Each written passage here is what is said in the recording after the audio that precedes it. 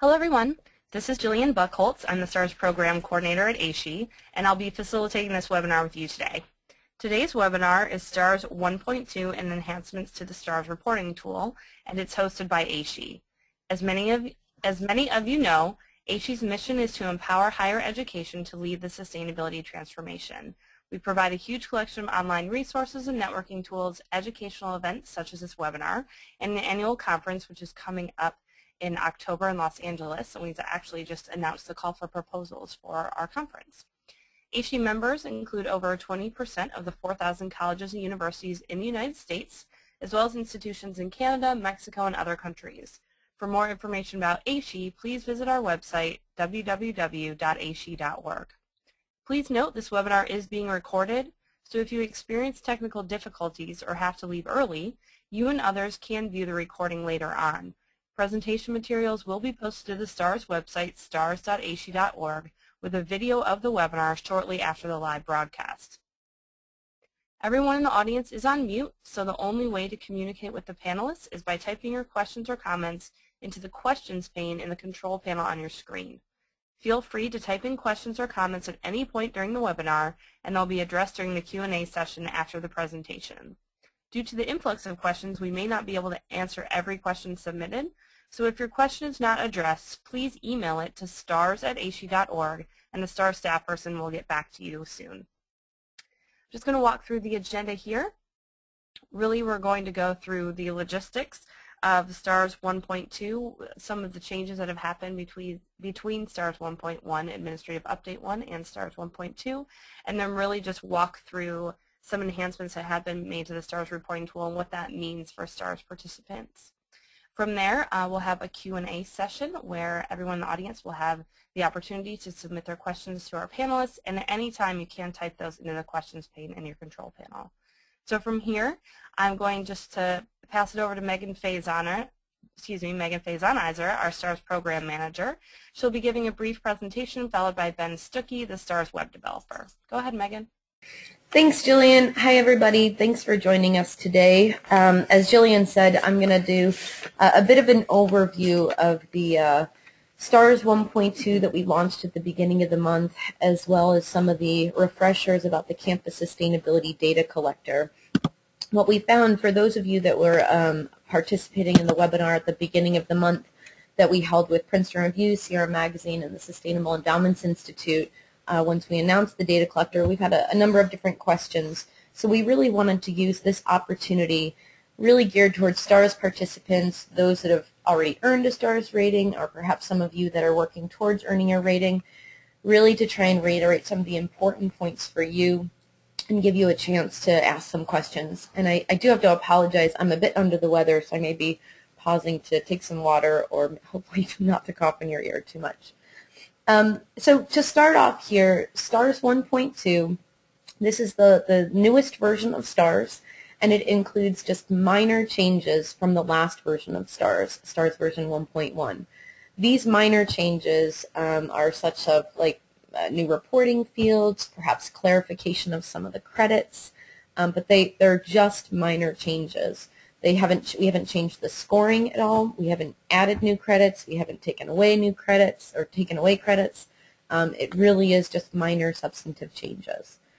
In addition, with the launch of the new technical manual that's available for free on our website, we've also launched new features within the reporting tool. So all of the new version of 1.2 is available in the reporting tool. And in addition to sort of those additional reporting fields or credit clarifications, you'll also see that we now have a new institutional boundary. The other speaker today, Ben Stuckey, our web developer, he's going to walk you through some of the details of this and the Campus Sustainability Data Collector. But essentially, the institutional boundary is much more detailed than it was under the previous version.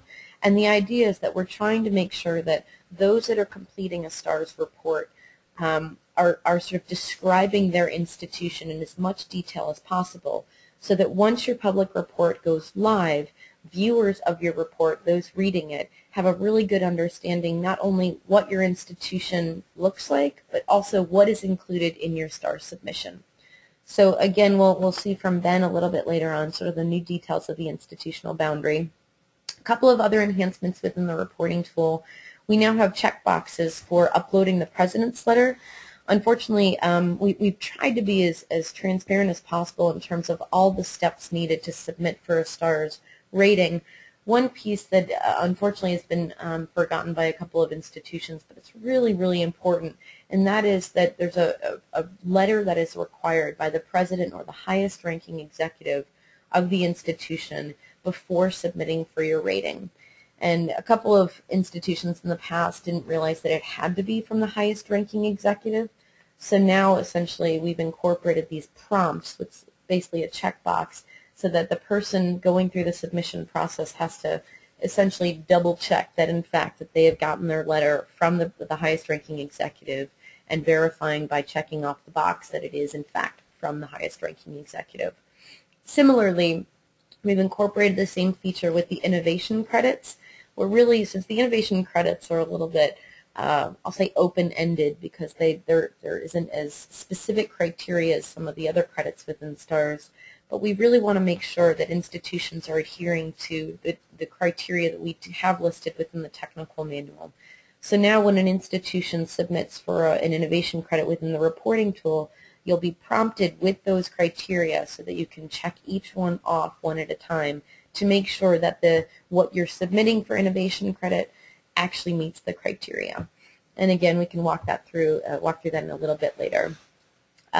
Finally here, with the launch of STARS version 1.2, we have incorporated these additional reporting fields at the request of the organizations we've been collaborating with that do their own surveys and their own rankings, Sierra Magazine, Princeton Review, and the Sustainable Endowments Institute. Just to reiterate here, the supplemental fields are questions essentially that these other organizations wanted. They're outside of STARS, so they bear no weight on a STARS rating, but they were just additional data points that these organizations wanted. And since we're trying to sort of streamline reporting and ensure that institutions can do all their sustainability reporting in one place, we wanted to include these supplemental fields within the STARS reporting tool. So you can report all of your information in one place, but again, the supplemental fields are outside of STARS. They simply are just there so that you are able to share those data fields with the other organizations should you choose to do so. So that's actually a really good segue to sort of reiterating a couple of the points about the Campus Sustainability Data Collector. For those of you on the phone today that are already registered for STARS, the data collector is not something that you really need to worry about. The data collector exists as a vehicle for institutions to post data, but for those institutions that are already participating in STARS, you already have that benefit plus many more that exist within the STARS reporting tool. So essentially the data collector is almost like a free version of the STARS reporting tool. It's just been stripped of all the benefits of the STARS reporting tool. So the data collector has been developed by AASHE and is also hosted by AASHE at campussustainabilitydata.org. Again, as I mentioned, it looks very similar to the STARS reporting tool. It includes all of the STARS credits as well as the supplemental fields. But again, it does not include any of the benefits of the STARS reporting tool. So it really is just a vehicle for posting your data. It's not a data management tool. It's just really a vehicle for posting data and saying that you want to share it with other organizations. And again, that's what's available at no cost, the data collector.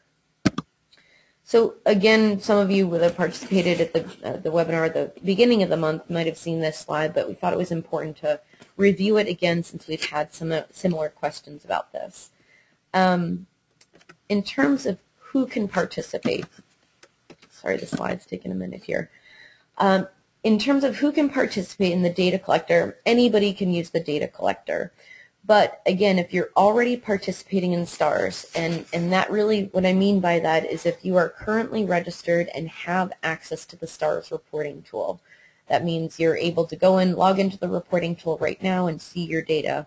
There's no need for you to use the data collector because you have access to the STARS reporting tool.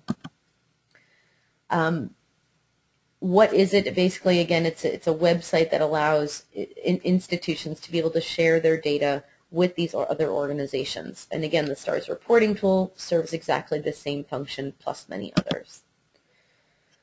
Where, again, it's stars.aashe.org or for STARS participants, or campussustainabilitydata.org for those that are not participating in STARS. And again, this launched at the beginning of the month, so you guys now can go in, register for the data collector, and see what it looks like. And again, if you're already participating in STARS, you don't necessarily need to worry about it. And again, the intention here was to streamline reporting, and we recognize, this is a really important point, that this is the first step of many. You know, this is not sort of the silver bullet solution that will make everybody's lives perfect, but it's a step in the right direction.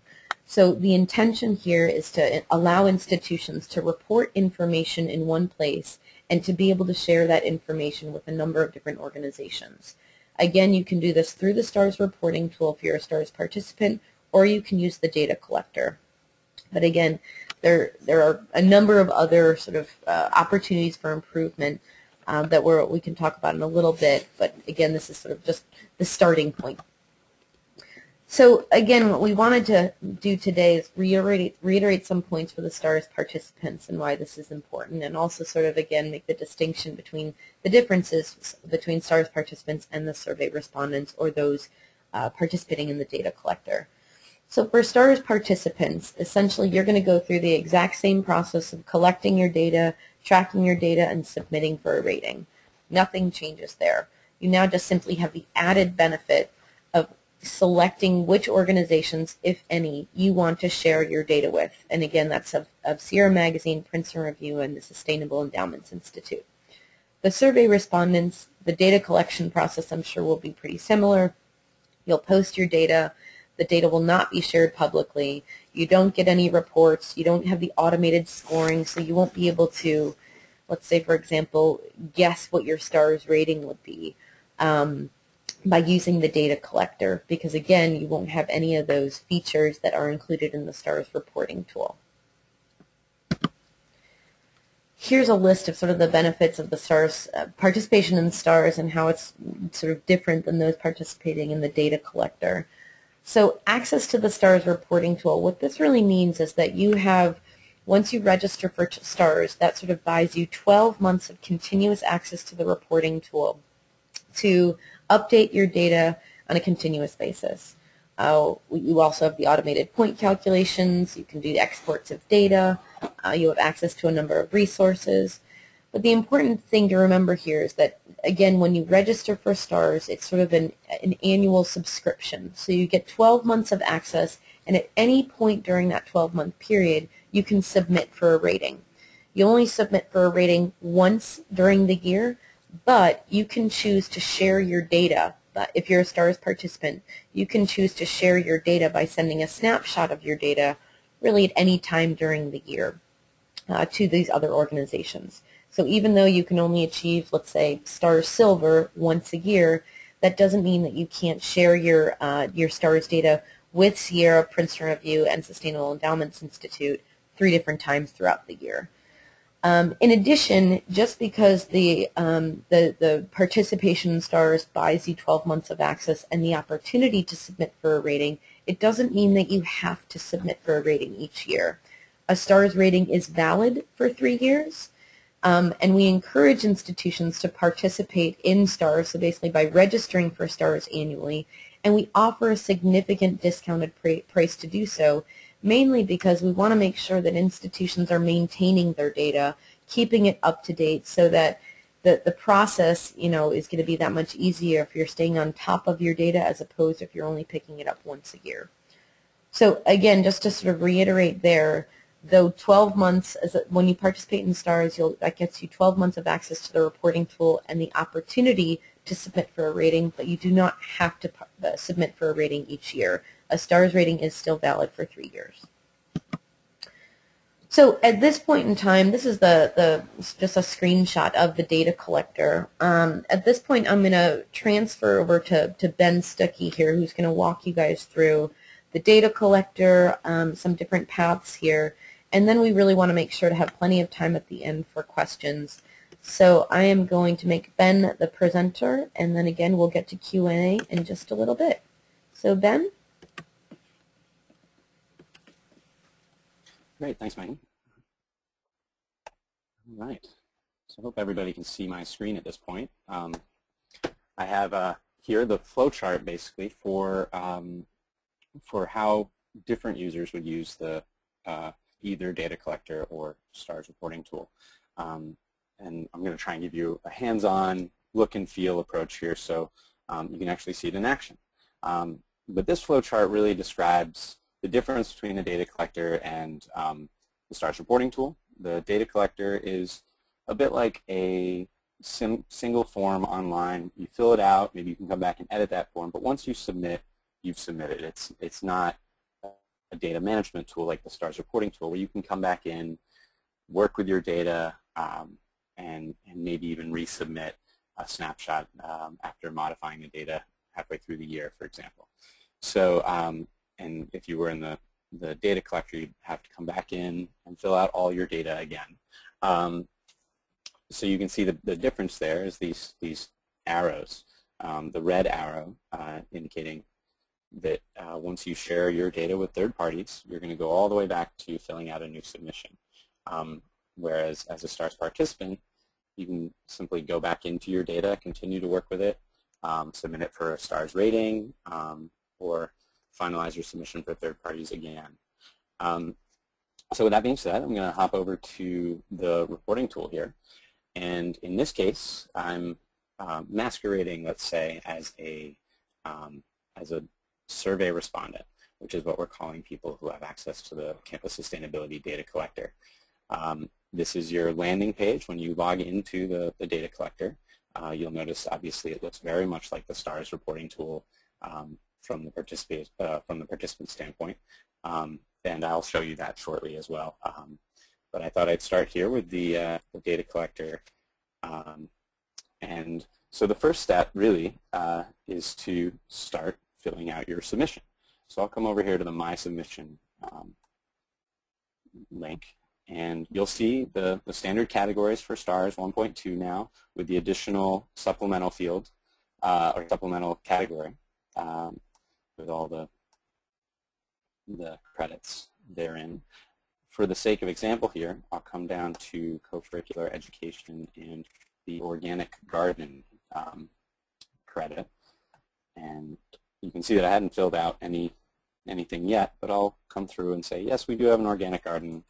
Brief description is we have one. Not best description, but it'll work for now. I'm going to mark myself as the responsible party. Each credit, this is similar to the reporting tool, has a required responsible party who can validate the data if necessary later.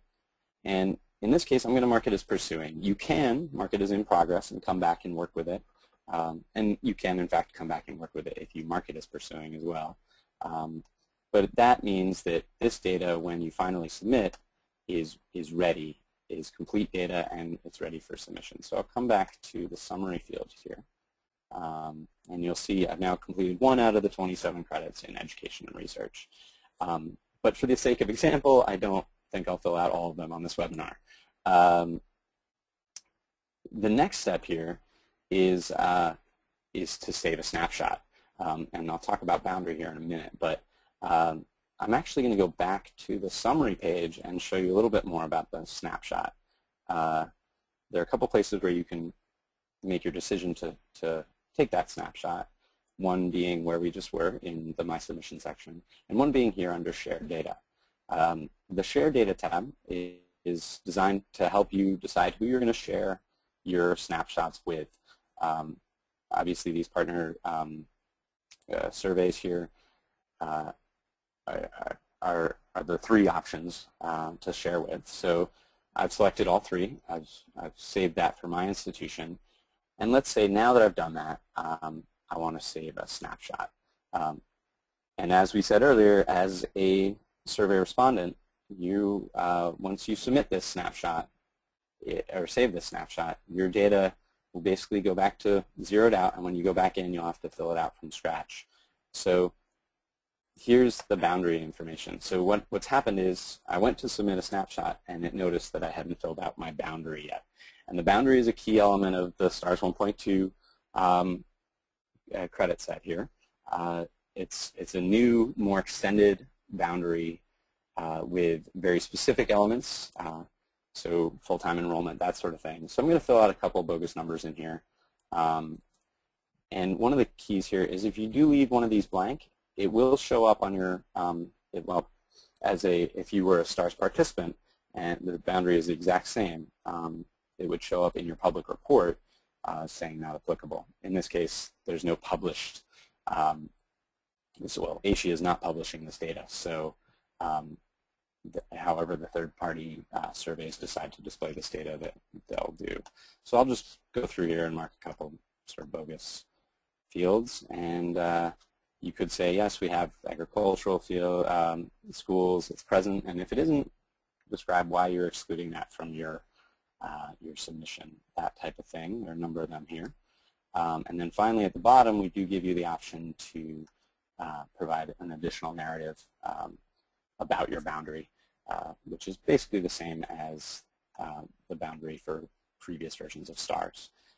So now that we've done that, I'm actually going to come back into the reporting tool summary, and this time I'm ready to make a snapshot. So I go back to share data, and I say, okay, now I'm ready to take a snapshot. And I'm no longer pulled into that boundary form because I have filled out the boundary now. So here, you're notified that you do, in fact, know what you're doing. You want to save this snapshot, and as a survey respondent, this is the last step in your submission, and this snapshot will be available to any third-party survey out there. And we come back to this Share Data tab, sort of in the same spot, and you can see at the bottom here, yes, my snapshot has been saved. It's a snapshot of STARS version 1.2, and it was on this date. And any of these organizations can come into the reporting tool now, or into the data collector, and pull the snapshot and the data therein. So that's from the perspective of a survey respondent inside the Campus Sustainability Data Collector.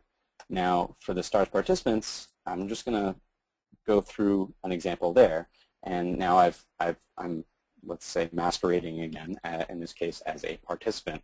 And you can see this participant started in 2009, got a rating in 2011 as a silver. They've renewed, they're now a participant again. And they have a couple more options. They can submit for a rating up here, they can see their previous reports, and they have access to the My Resources section, which has additional resources for STARS participants. So again, I'll do a similar process. I'll go over to My Submission and start filling out some data here. And you can see, well, there's some data in here already. I guess I have filled out most of this stuff because the data has been migrated from a previous submission, probably 1.1, into the 1.2 credit set. So now I'm submitting on 1.2. Most of my credits here are marked as in progress. I'm going to mark another one here. Actually, go back and mark the organic garden one again, just for the sake of continuity.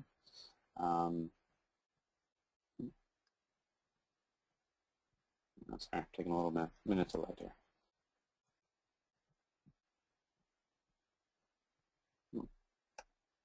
There we go. All right. So we've got the exact same reporting field. I'm pretty sure I filled out the exact same data last time.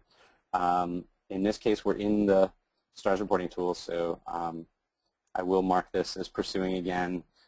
Technically, I probably don't have to save anything here, but I will. And I'll come back into my submission. Oh, you'll notice there are other little features here. As STARS participants, you do get access to an internal notes field, and it's a good way of communicating among different people working in the tool. So I'll come back out to my submission, and now, let's say for the sake of example, you're ready to submit for a rating. So I'll do the same thing I did before, except this time I'm finalizing my rating as a STARS participant. And I'll do similar stuff for the boundary here. and simply save this. Now that that's been saved, I'll come back into my, my submission and submit for a rating. This has a similar flow chart here of any of you who have submitted for a rating in the past will be familiar with. It's virtually the same. You're notified that, well, actually you didn't submit most of your credits here, because in my case I wasn't filling them all out. But I'm going to say I'm happy anyway. I'm going to fill out put in a file from my president. Let's just say, hey, why not? And fill out some, again, bogus information here.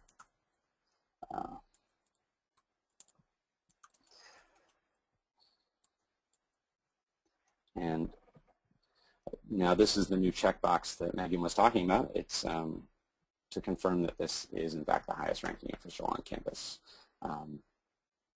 And we do collect this information so that we can mail a certificate to that highest ranking official.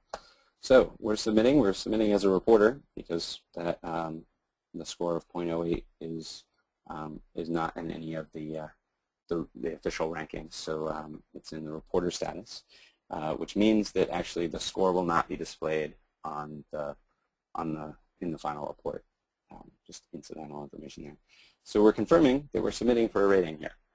The key is, though, that we are not losing access to our data the same way we were when we submitted a snapshot before. We're going to be able to keep our submission, keep our data, and get our rating. So if I come back to the reporting tool summary here, you'll see formatting's a little off here, but I'm actually working in a dev environment. I should clarify that. But you now see the history of previous ratings here. So what I'll do is, for the sake of example, come back into my submission, and you'll see that the data, although listed as in progress, is actually still there. So if I come back into Organic Garden, the data is still there. And you can come back in and mark these as pursuing again. The reason we take it from, we remove the pursuing option or status and put it back into the in progress status is so that we can confirm that you are going back in and reconfirming before you submit again.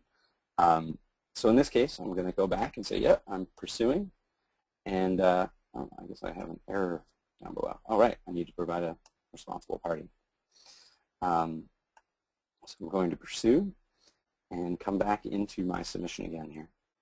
And I still have the option to save a snapshot. You'll notice I don't have the option anymore to submit for a rating. That's because you get one rating per subscription. But you do have the option to save a snapshot. So I'm going to do the same thing I did before. Come in here, save a snapshot. Confirm that snapshot. I will be able to keep my data, as I said before. I think it's still working here. All right. Thinking for a second. It's a slightly more complex process for participants. And now I've got a snapshot. But you'll notice I'm not really sharing it with anybody. We're in the share data tab.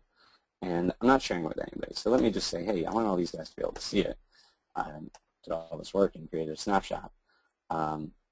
You've now, as it says here, changed your settings successfully, and you're ready to share this data. And at any time, these institutions or organizations, I should say, can come in and pull that data from your snapshot, as long as you keep these checked. If you were to remove one of them from the list, that particular institution organization will not be able to access your data. So I believe that covers everything from both perspectives, really. From the perspective of the survey respondent in the campus sustainability data collector, where you fill out your submission, go through the process of editing that data, finally marking them all as in progress, and then submitting a snapshot and sharing those snapshots. When you come back into the tool, your data will you will have to start from scratch in those forms. And again, we went through the process from a STARS participant standpoint of going through, modifying your data, getting a rating, coming back, submitting a snapshot, and then finally going back in and even editing it again.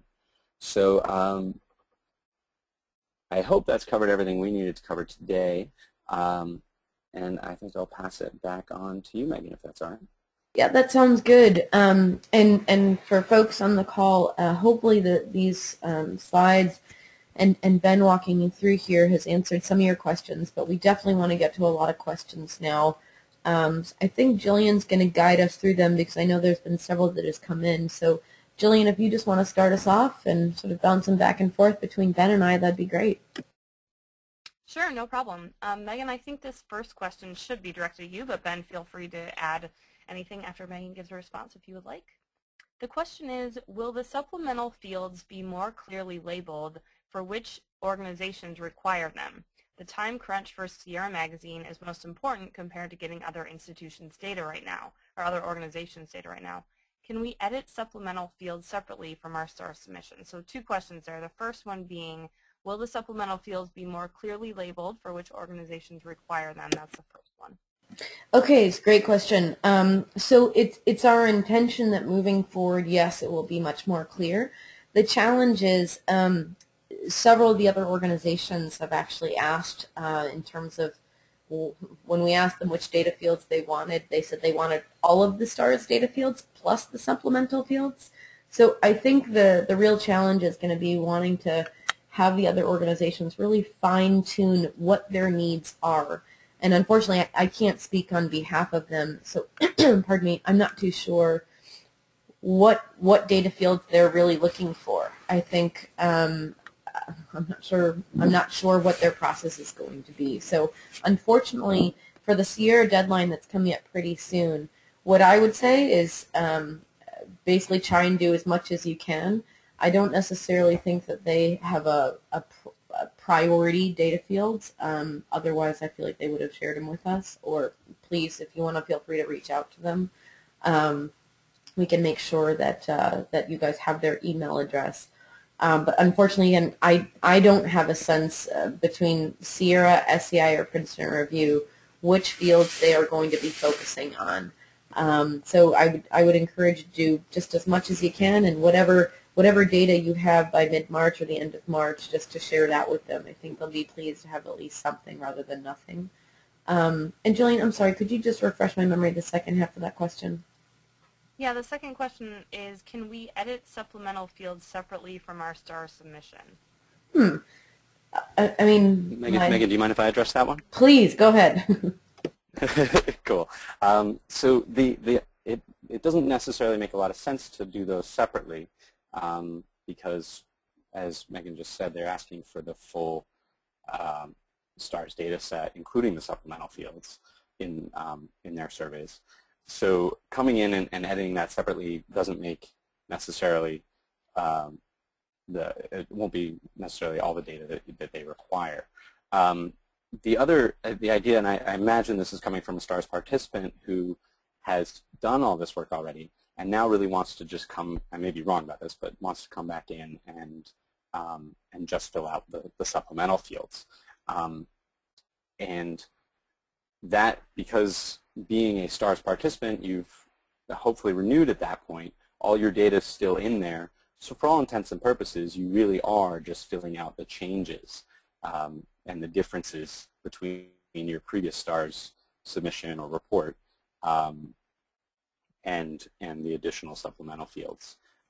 If you haven't renewed, then you will need to fill out all the fields from scratch because as soon as your STARS subscription sort of drops off, you become a survey respondent, and you still have access to this sort of limited version of the STARS tool, which is really just an input device and not a data management tool.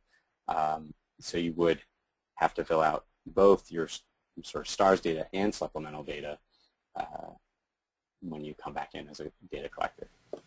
And Ben, just two other points to add to that.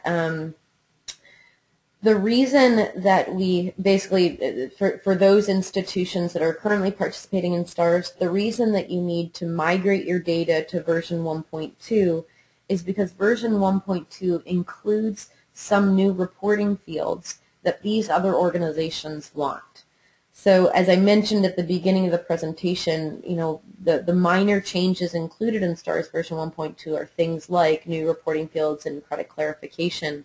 Those new reporting fields are the reason these other organizations want many of those new reporting fields. So that's the reason why 1.2 is so important here. And any institution that registers for the data collector, all of those fields are STARS 1.2.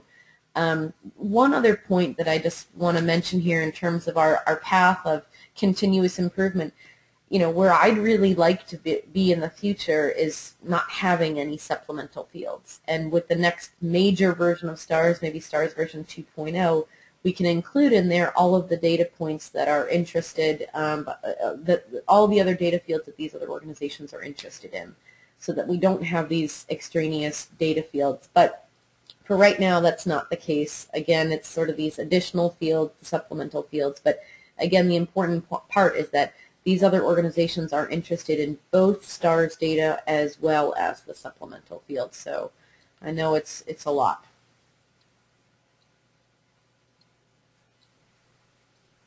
Thanks for the responses. The next question, Megan, I'm going to direct this one towards you. The question is, I'm concerned with data integrity between multiple organizations with different rating methodologies.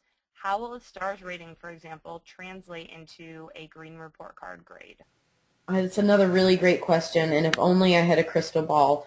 So a couple of points that I'll share. First of all, you know, AASHE is not necessarily endorsing these other programs and their publications, right?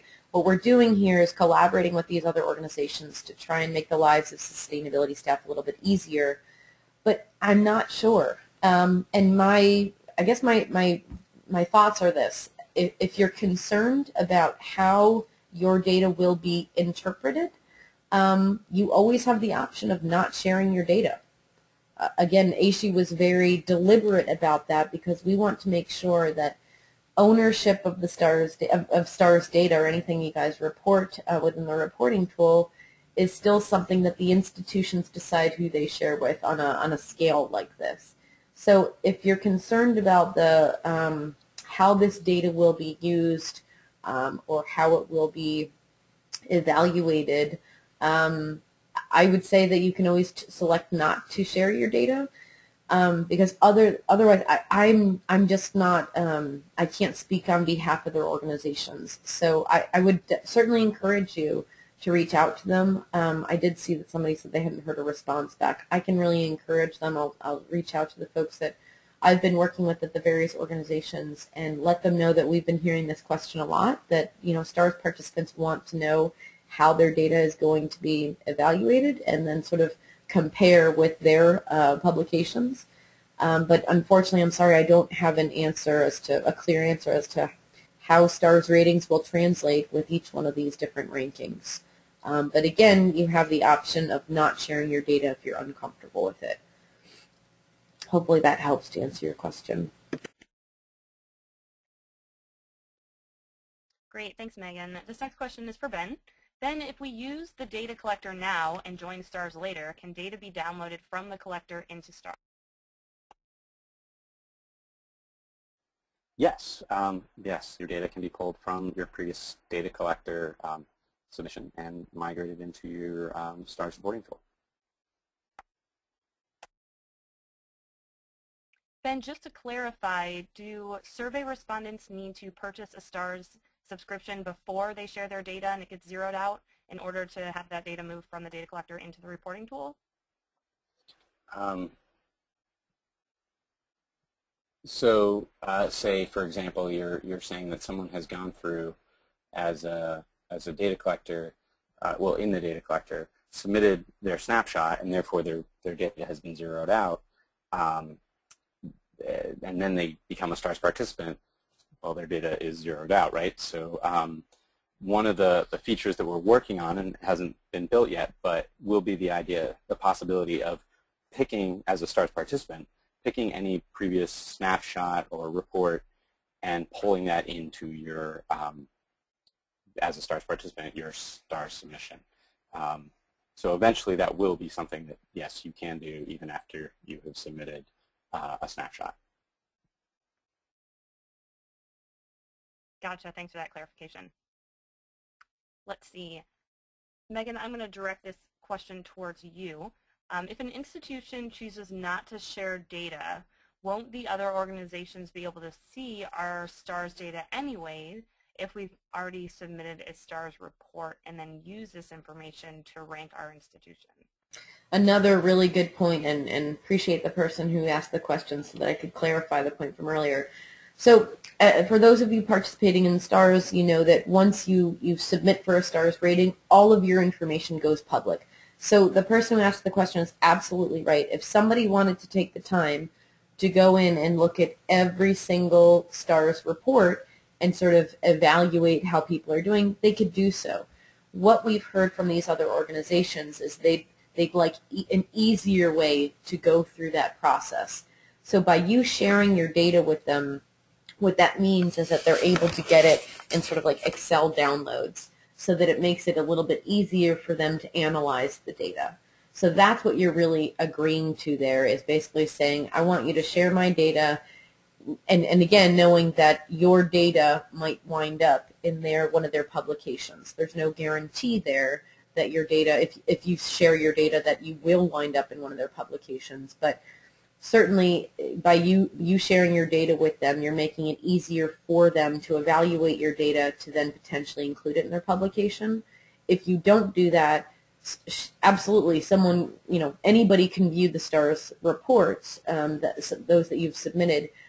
What I understand from these other organizations is that they don't necessarily have the capacity to go through each and every single STARS report in that manner to evaluate those and sort of analyze it for their publications. So, and again, keep in mind that since this is the first year that we're doing this, again, if only I had a crystal ball, I don't know if, for example, if one of these organizations might be in a position where they're like, wow, not enough institutions in our mind shared their data with us. Now we're really disappointed, and maybe they will decide to dedicate staff hours to going through individual reports. I don't see that happening, but again, this is because we don't have, we're not quite sure exactly how many institutions are going to share their data with these organizations.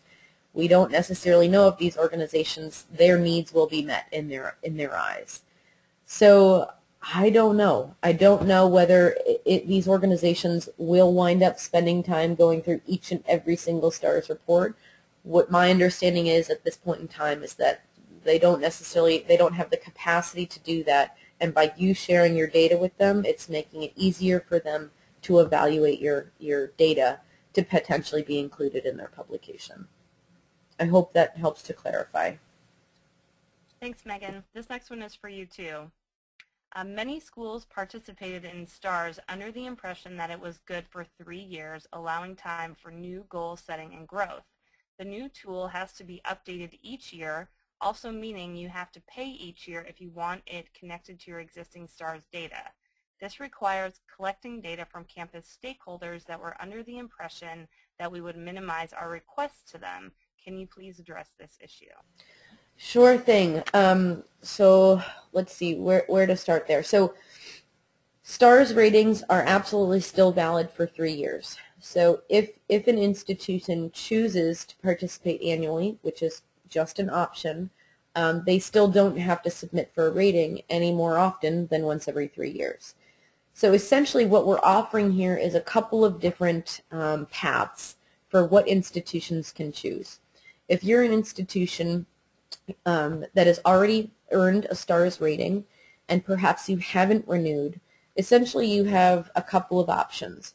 You have the option of renewing your participation with STARS, thus your data will already be in there, and you can migrate your data to STARS version 1.2, choose which organizations you want to share your data with, and That's it. And if you want to submit for a new rating, you can. If you don't want to, you don't have to. If you didn't want to do that because you don't want to have to resubmit, the question is, how important is it to you to participate in these other surveys? So if it is important to you, then basically you're going to have to say, okay, do I want to pay to renew my subscription with STARS and to buy myself 12 months of continuous access to update my data and the option of submitting for a STARS rating? Or do I want to register for the STARS data collector just so that I can share my data with these other organizations?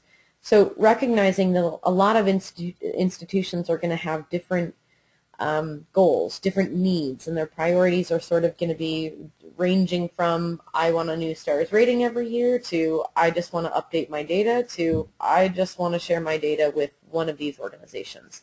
So depending on what your priorities are, again, you have a couple of different options. The data collector is meant to be, again, a free tool that any institution can use to share your data with any one of those organizations that we've talked about. Again, the incentive, I guess, and what we're trying to do is preserve the value of STARS for those that are participating in STARS by maintaining the integrity of what is included in participating in STARS, all the benefits of the reporting tool, the option of earning a rating, etc. But if you don't want to participate in STARS any more often than once every 3 years, you don't have to. And you can use the data collector in the interim. Again, the question is it worth, for institutions that are in that position, is it worth paying the money to renew your participation in STARS just so you can have access to your data? Or do you just want to take the time to have somebody input your data into 1.2, your 1.2 data into the data collector so that you can share it to those organizations? So I recognize that might be a little bit complicated, but given again that a lot of different institutions are going to have different priorities and different needs, it really depends on, at the end of the day, what is your institution motivated by? If you're motivated by wanting to share your data with these other organizations, but you don't want to have to pay to participate in STARS each year. And again, just keep in mind that there is a 50% discount for renewing each year, $450 a year.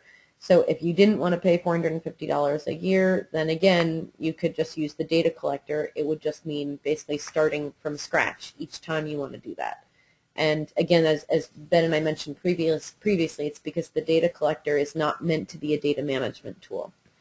So I guess from a time perspective, if you wanted to participate in Princeton Review, Sierra Magazine, and the Sustainable Endowments Institute, all three of their surveys, it will likely be easier for you to simply register for STARS and just save a snapshot and send it to each one of those organizations. If you didn't want to do that, it basically means you're going to have to resubmit the data each time you want to submit to those organizations, so potentially 3 different times in a year. So, and I recognize that there's, a lot of people on the phone today. There's probably at least, I don't know, a dozen different scenarios for institutions that have, that are motivated by different things. So we're happy to sort of address individual questions to make sure that we're sort of providing as much support as possible so you guys feel informed to can make an informed decision on how to move forward. So hopefully that helps to clarify. And again, just know that, again, we're trying to provide options for everybody. Ben, you want to jump in? Yeah, I just wanted to chime in really quickly and mention that that one scenario is that you would submit 3 different snapshots, one for each of these third-party surveys. Say, right before their deadline, you've made a couple changes, and you want those included in that snapshot. However, one snapshot could be good for all 3 surveys, because you just check those boxes. You've got any snapshot you've taken is now available to any survey, any third-party survey that you've selected there. So one snapshot could be used for all 3. Good clarification. Thank you, Ben. Yeah. Great. Thanks for that, you guys. The next question is for you, Ben. Can there be multiple survey respondents for...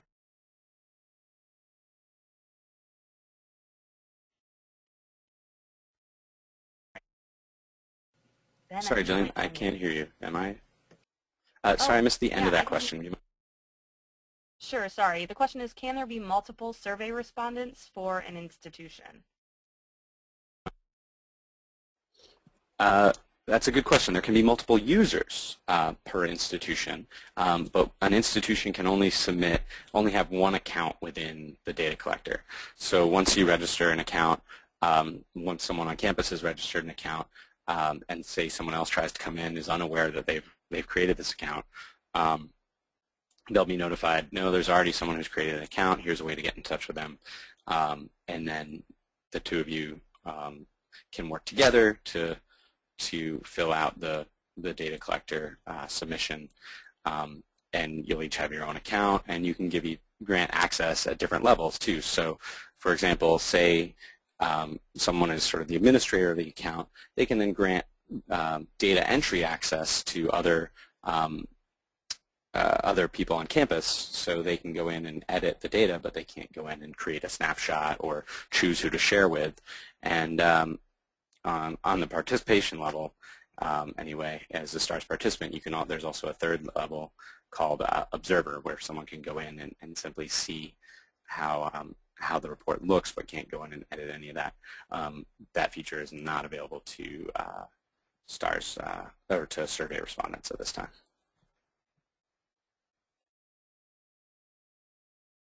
Great, thanks. This next one is for you too, Ben.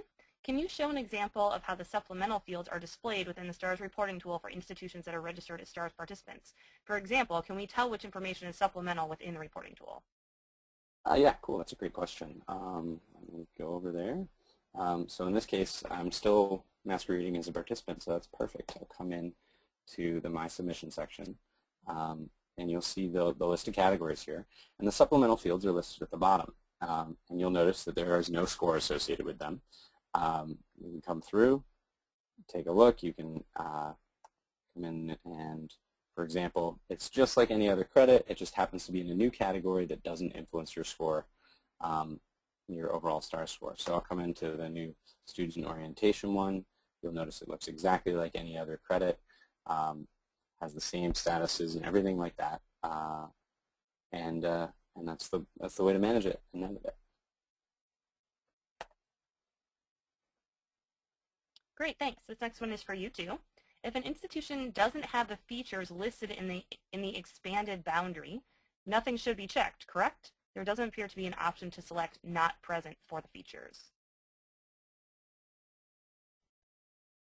That's a great question, and yes, that's your intuition is correct. If an agricultural school is present, you check it. If not, then leave it blank. It's really just a Boolean field on/off there.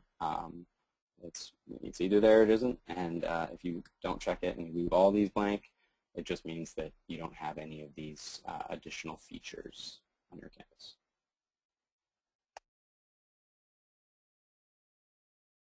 Great, thanks. I'll actually take this next one if you guys don't mind. The question is, will the supplemental fields be published so institutions can see what they are before migrating to STARS 1.2? This is a great question, and we have uploaded a PDF document of the supplemental fields to the STARS website. If you go to the STARS website, and Ben, if you want to navigate while I talk through this, that'd be great. You go to the STARS website and click on the Get Involved link in the toolbar at the top. On the toolbar at the left, you can then scroll down to the Data Collector FAQs. Right there. And then down in the reporting section, that first FAQ is what are supplemental data. When you click on that, it explains what supplemental data are, and then there's also a PDF there of the fields in the supplemental section. The next question, Ben, is for you. Can you address, oh, I'm sorry, we already went through this one. Someone else asking what the supplemental fields look like for STARS participants. The next question is, yeah, Ben, I guess I'll direct this one towards you. Can STARS participants access or view the snapshots that are taken? That's a great question, and no, you can't go back in currently. There's no way to go and look at a snapshot. But I think that can be a feature that I think should be added, could be added, and probably will be down the line. So I appreciate that feedback. We'll we'll look at that and maybe provide a similar technique to the way we handle the observer status that I talked about earlier, or even under the My Reports section, just add it in there. I believe that would probably satisfy that need. Great, thanks. Megan, this next one's for you. I've never participated in Sierra's Coolest Schools survey before. If I complete the data collector and submit and check Sierra before March 30th, does my institution automatically participate with Sierra at that point, or do we need to contact Sierra and let them know we're interested and that our data has been submitted? That's a great question. So what I would say is your data will automatically go to Sierra, so that there's no additional communication that's needed, but just keep in mind that just by sending Sierra your data does not necessarily guarantee that you will be included in their ranking. So if you had additional questions about, the criteria that they use to basically identify who is included in their ranking, or what the likelihood will be of you being included in their ranking, those are the types of questions where absolutely I would encourage you to reach out to them. But if you select to share your data with Sierra, it will go right to them and they will get it. They will know that you're interested. Great, thanks. Ben, I'm going to direct this one at you. It might be our last question here. So the question is, in Ben's example, would he have needed to renew his membership, for example, paying the $450 fee for AASHE members that are renewing, to go back and save a snapshot after finalizing his STAR submission? So I think what we're getting at here is, do you have to submit a STARS report before you can share your data with these other organizations?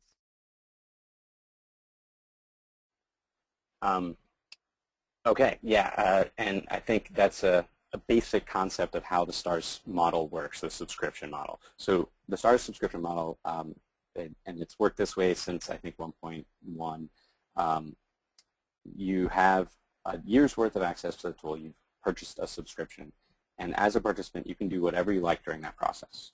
In the first version of STARS, in 1.0, way back when we started, when you submitted for a rating, you were done.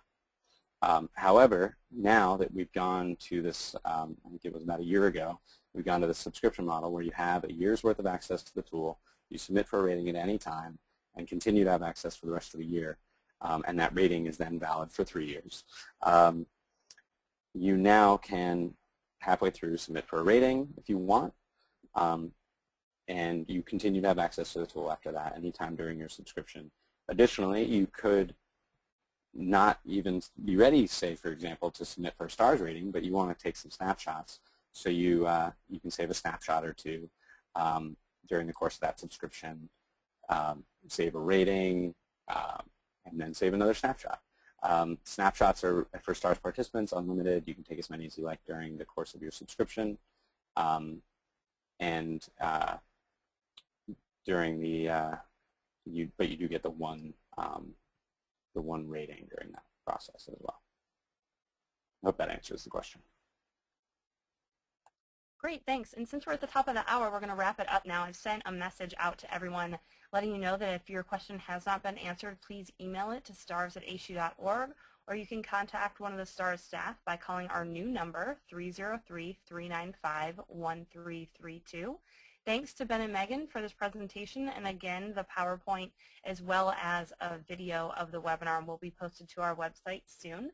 And I just want to remind folks that on Tuesday, March 27th at 2 p.m. Eastern, we'll be having our next monthly webinar, and the topic of that webinar will be saving time when completing a STARS report. We'll have some great examples of institutions that have completed a STARS report in a relatively short amount of time, sharing tips and strategies with you on how they save time when gathering data and submitting that data for a rating.